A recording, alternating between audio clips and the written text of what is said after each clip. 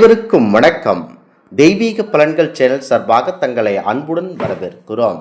ஆயில்யம் நட்சத்திரத்தில் பிறந்த பெண்ணை மாமியாருக்கு ஆகாது என சொல்லி திருமணத்திற்கு தள்ளி வைப்பது ஏன் என்பதை பற்றி இந்த காணொளியில் பார்க்கலாம். வாருங்கள் காணொளிக்கு செல்லலாம். மறக்காமல் ஒரு சப்ஸ்கிரைப் செய்யவும். ஜோதிட சாஸ்திரத்தின்படி ஆயில்யம் நட்சத்திரம் புதன் அதிபதியாகவும் நட்சத்திரத்தின் அதிதேவதை நாகமாகும்.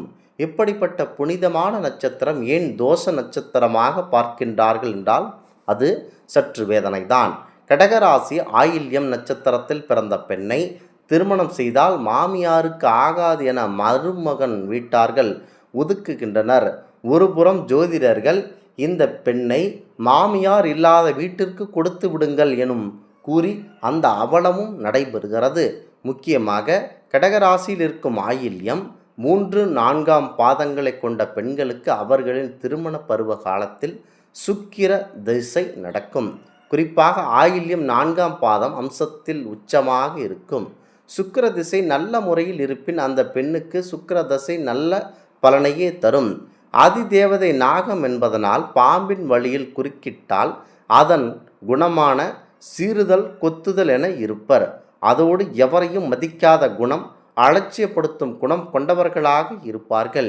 இருப்பினும் இந்த குணம் உடைய ஆணாக இருந்தால் சமூகத்தில் கௌரவமானவர் என்றும், அதுவே பெண்ணாக இருந்தால் அடங்காப்பிடார் என்னும் திமிரு பிடித்தவள் என்ற எண்ணத்தையும் தருகிறது. முக்கியமாக காலப்போக்கில் கலகலப்பாக பேசி பழகக்கூடியவளாக இருக்கும் ஆயில்யம் நட்சத்திரத்தினர் தன் இயல்பான பேச்சு பழகும் தன்மையால் திருமணத்திற்கு பின்னர் தன் கணவரை தன் சொல்படி கேட்க வைத்து விடுவார்கள். சுகபோகத்தையும் செல்வத்தையும் மாறி விளங்கக்கூடிய சுக்கிர தசை நடக்கும் காலம் என்பதனால் தன் மனைவி வந்த பின்னர் தான் தனக்கு அதிர்ஷ்டங்கள் அடிக்கிறது என எண்ணி கணவன் தன் மனைவிக்கு அதிக முக்கியத்துவம் கொடுப்பார்கள். முக்கியமாக மனைவின் பேச்சுக்கு மறு பேச்சு இல்லை என்பது போல நடந்து கொள்ளுவார்கள்.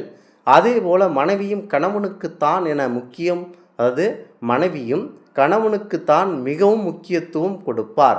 மாமியாருக்கு 2ஆம் பட்சமாகத்தான் இருப்பார். இவர்கள் சற்று தூக்க பெரியவர்கள். அதனால் காலையில் நேரம் கழித்து எழுந்திருப்பது மாமியாருக்கு பிடிக்காது. இவர்கள் மிகவும் சுத்தம் பார்ப்பவராக இருப்பதனால் மாமியார் மருமகள் இடையே அவ்வப்போது பிரச்சனைகள் வந்து கொண்டே இருக்கும். கடக